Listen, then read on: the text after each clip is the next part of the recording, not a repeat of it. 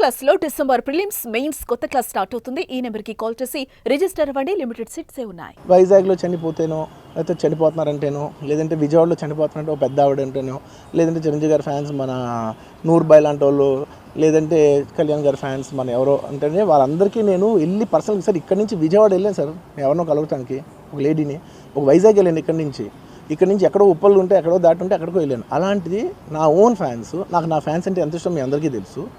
అలాంటి నా own fans నా ఓన్ థియేటర్లో నేను ఉన్న ప్రెమిసెస్లో అలా జరిగిందంటే నేను వెళ్ళి కలవనాలని వాళ్ళు కలవాలి నాకు ఉండదా? అది మినిమం కదా. అసలు ఎవడైనా వెళ్ళి కలుస్తారు. ఎందుకు కలవను నేను కలవపడడానికి ఓన్లీ రీజన్ ఏంటంటే I'm tired, I can't go. అంత మాత్రం నేను స్పందించలేదు అని అనడానికి కూడా లేదు. సో నాకు ఏం చేయాలో తెలియక నెక్స్ట్ డే సరే వాసు మనం వెళ్ళకపోతే బాగోదు ఏం చేయాలో తెలియక అప్పటికప్పుడు ఒక వీడియో పెట్టా. ఎందుకంటే నేను కూడా షాక్లో ఉన్నా, జెన్యున్లీ నేను కూడా షాక్లో ఉన్నా. అరే ఇలా అయింది ఏంటి, ఎటు కాకుండా హాఫ్గా ఉన్నాను నేను జెన్యున్ చెప్పిన హాఫ్ ఉన్నాను. నేను ఇప్పుడు కూడా కొంచెం హాఫ్గానే ఉన్నాను. నాకు తెలుస్తుంది నేను కరెక్ట్గా సెంటర్డ్గా లేను, కొంచెం ఆఫ్లోనే నాకు తెలుస్తుంది. ఎనీవేస్ నెక్స్ట్ డే నేను ఒక వీడియో పెట్టా సరే to at least show that I'm there. It's not even about the money, అంటే it is just money is just gestures to show that I'm willing to do something అని చెప్పడం కోసం. ఆ తర్వాత మేము ఏం చేయొచ్చు ఆ తర్వాత మేము అన్ని సెలబ్రేషన్స్ క్యాన్సిల్ చేస్తాం. వద్దు అసలు వాళ్ళకి అలా ఉంటే మనం ఎలా సెలబ్రేట్ చేస్తాం, మొత్తం అన్ని క్యాన్సిల్.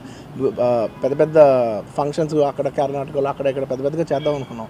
వద్దులే ఇంకా దీని తర్వాత అన్నీ షట్ చేసానని చెప్పేసి ఇంకా నా ప్రయత్నంలో నేను ఏం చేశానంటే డాడీ మీరు వెళ్ళి కలవంటే ఆయన కూడా కలవకూడదు అన్నారు. ఓకే ఒక స్పెషల్ పర్మిషన్ పెట్టి నువ్వు వెళ్ళు, పోనీ మా ఫాదర్ ఇన్ లా పంపించండి, లేదంటే సుకుమార్ గారు పంపించండి, లేకపోతే వాళ్ళ వైఫ్ని పంపించండి, లేకపోతే ప్రొడ్యూసర్స్ పంపించండి, బన్నీవాసం పంపించండి. ఇలా ఎప్పటికప్పుడు అప్డేట్ తెచ్చుకుంటున్నాను to know what is happening with the kid. అంతే తప్ప నేను అసలు ఏం కేర్ చేయట్లేదు. ఇలా కొన్ని ఫాల్స్ ఎలిగేషన్స్ క్యారెక్టర్ అసాసినేషన్ మాటలు వచ్చినప్పుడు మాత్రం చాలా బాధ వేస్తాయి. నేను ఎన్నైనా తీసుకోగలను, నన్ను నమ్మండి, మీ అందరూ తెలుసు ఐఎమ్ స్ట్రాంగ్ పర్సన్. నేను చాలా ఫేస్ చేస్తాను, నేను తీసుకోగలను, నేను తట్టుకోగలను. కానీ ఇలాంటి అన్నప్పుడు మాత్రం ఇంత లో పాయింట్లో ఇట్స్ జెన్యున్లీ లో పాయింట్. నాకు జెన్యున్లీ ఇట్స్ అ లో పాయింట్. నేను సినిమాలు చేసేదే మీరు థియేటర్కి వచ్చి ఎంజాయ్ చేయాలని. అలాంటి థియేటర్లు ఇంత మిస్హ్యాప్ అయితే ఎంత బాధపడతాను నేను.